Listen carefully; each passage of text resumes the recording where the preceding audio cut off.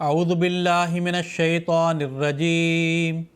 بسم اللہ الرحمن الرحیم اللہم صلی علی محمد وعلی آل محمد کما صلیت علی ابراہیم وعلی آل ابراہیم انک حمید مجید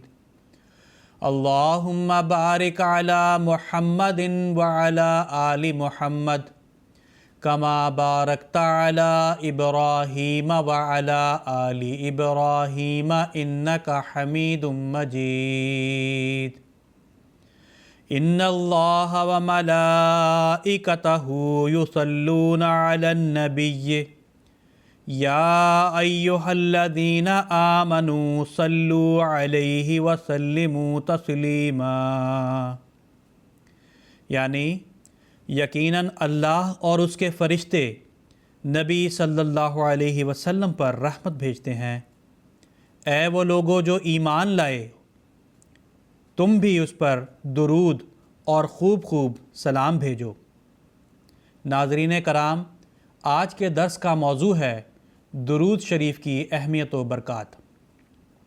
حضرت عبداللہ ابن مسعود رضی اللہ تعالیٰ عنہ سے روایت ہے کہ رسول کریم صلی اللہ علیہ وسلم نے فرمایا، قیامت کے دن لوگوں میں سے سب سے زیادہ میرے نزدیک وہ شخص ہوگا جو ان میں سے مجھ پر سب سے زیادہ درود بھیجنے والا ہوگا۔ آپ صلی اللہ علیہ وسلم نے فرمایا، بہت ہی بخیل ہے وہ شخص جس کے سامنے میرا ذکر ہو اور وہ مجھ پر درود نہ بھیجے۔ حضرت عمر بن خطاب رضی اللہ تعالی عنہ فرماتے ہیں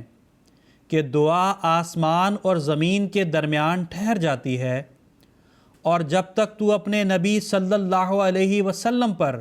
درود نہ بھیجے، اس میں سے کوئی حصہ بھی خدا تعالیٰ کے حضور پیش ہونے کے لیے اوپر نہیں جاتا۔ راوی بیان کرتے ہیں کہ ایک دن میں نے حضرت رسول کریم صلی اللہ علیہ وسلم کی خدمت میں عرض کی کہ میں اپنی دعا کے وقت ایک بڑا حصہ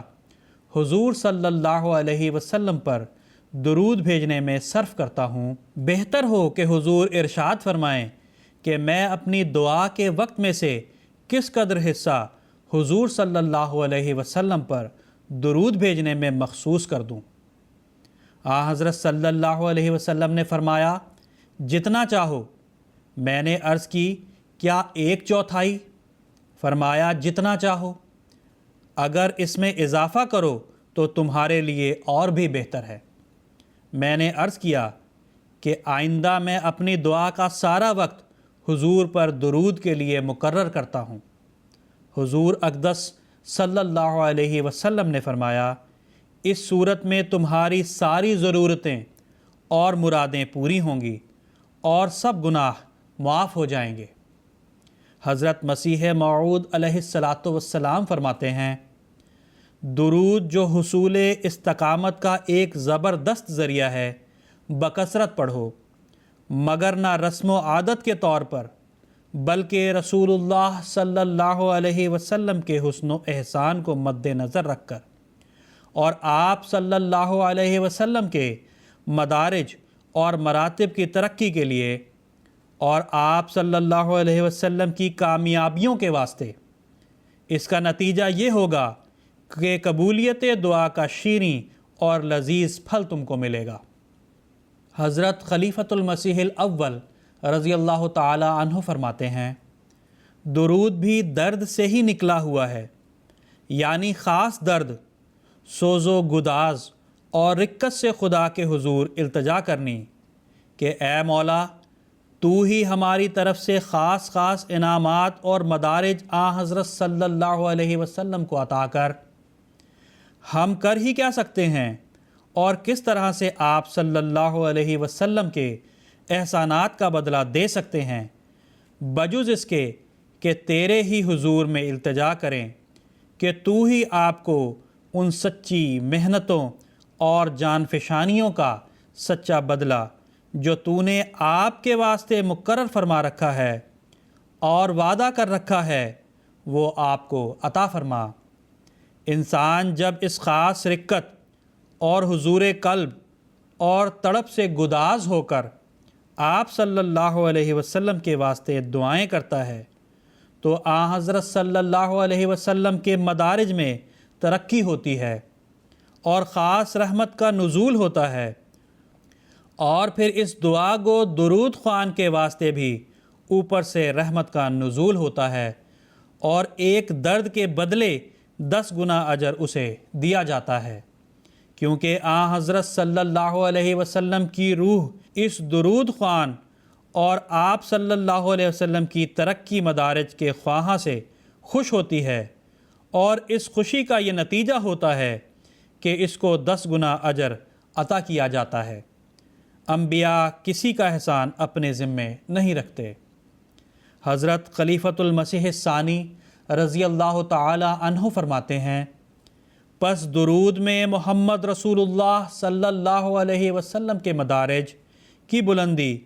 اور آپ صلی اللہ علیہ وسلم کی امت کی ترقی کے لیے اتنی جامع دعا سکھائی گئی ہے کہ اس سے بڑھ کر کوئی دعا تصور میں بھی نہیں آ سکتی، کیونکہ اس میں یہ سکھایا گیا ہے کہ الہی وہ رحمتیں جو حضرت ابراہیم علیہ السلام کے ذریعہ ان کی ذریت پر نازل ہوئیں، ان سے بڑھ کر رسول کریم صلی اللہ علیہ وسلم کے ذریعہ نازل کی جائیں، یعنی جس طرح ابراہیم علیہ السلام کو ان کے مانگنے سے بڑھ کر ملا، اسی طرح محمد رسول اللہ صلی اللہ علیہ وسلم نے جو کچھ مانگا ہے آپ کو بھی اس سے بڑھ کر انعام دیا جائے۔ اور چونکہ وسعت فیض کے لحاظ سے رسول کریم صلی اللہ علیہ وسلم کی دعائیں بہت بڑھی ہوئی ہیں، اس لیے آپ صلی اللہ علیہ وسلم کے انعامات بھی ابراہیمی انعامات سے بہت بڑھ کر ہیں۔ اللہ تعالی ہمیں آن حضور صلی اللہ علیہ وسلم پر بکثرت درود بھیجنے کی توفیق عطا فرمائے، آمین۔ وآخر دعوانا ان الحمد للہ رب العالمین۔